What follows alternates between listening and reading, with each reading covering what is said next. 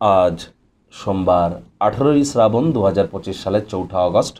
মীন রাশি মীন লগ্ন পাইসেস সাইনের জাতক জাতিকাদের আজকের দিনটি কিন্তু এক প্রকার বেশ কাটতে চলেছে।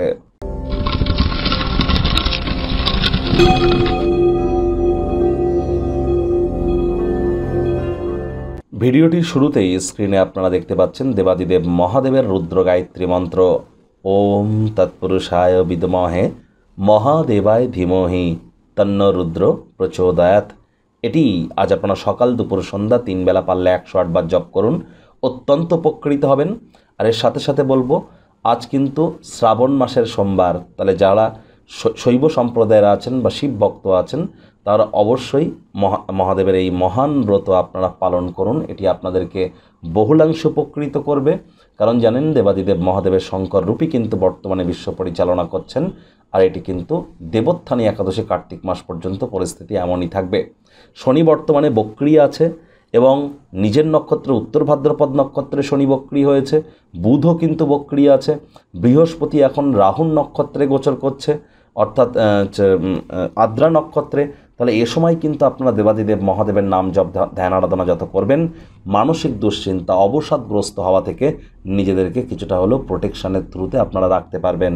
আর একটি জিনিস স্পষ্ট যে হ্যাঁ, আপনারা স্নানের জলে যদি অবশ্যই আপনারা কাঁচা দুধ দিয়ে স্নান করতে পারেন, এটিও কিন্তু আপনাদেরকে বহুলাংশে মানসিকভাবে পরিতৃপ্তি প্রদান করতে চলেছে। ভাগ্য মিটার আজ আপনাদের বলছে 2.5 আউট অফ 10। ভাগ্য আপনাদের অনুকূলেই থাকবে। দেখুন, কোনো নেতিবাচক বা নেগেটিভ কথাবার্তা বলতে কিন্তু আমাদেরও ঠিক ভালো লাগে না।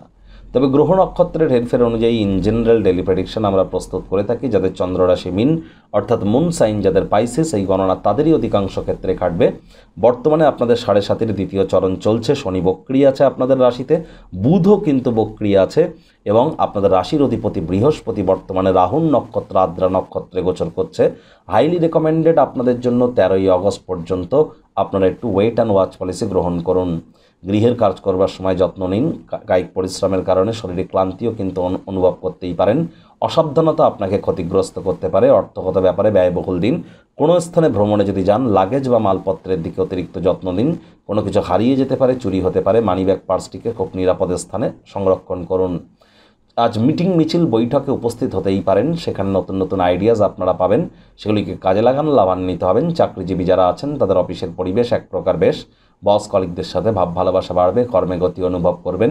নিজের মেধা দক্ষতা ট্যালেন্টের দৌলতে প্রশংসার পাত্রপাত্রীও আপনারা কিন্তু হতেই পারেন।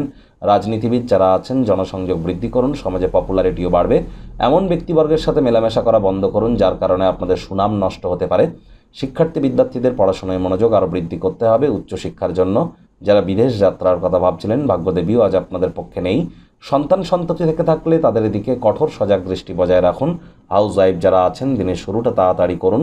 প্রেমিক প্রেমিকা স্বামী স্ত্রী উভয়ের ক্ষেত্রেই বলবো, রূঢ় বাক্যের প্রয়োগ, অশ্লীল ব্যবহার করা থেকে বিরত থাকুন। তৃতীয় কোনো ব্যক্তিকে ভুলেও সম্পর্কের মধ্যে যেন প্রবেশ করতে দেবেন না। সম্পর্কের দুর্বলতা কিন্তু আরও বেড়ে যেতে পারে। শত্রুপক্ষ বিরোধী পক্ষ আজ কিন্তু একটু হলেও শক্তিশালী থাকছে। পরিবার পরিজন নিকটে স্থানীয় ব্যক্তিবর্গদের উপর জোর করে ভুলেও নিজের মতামতকে যেন জাহির করতে যাবেন না।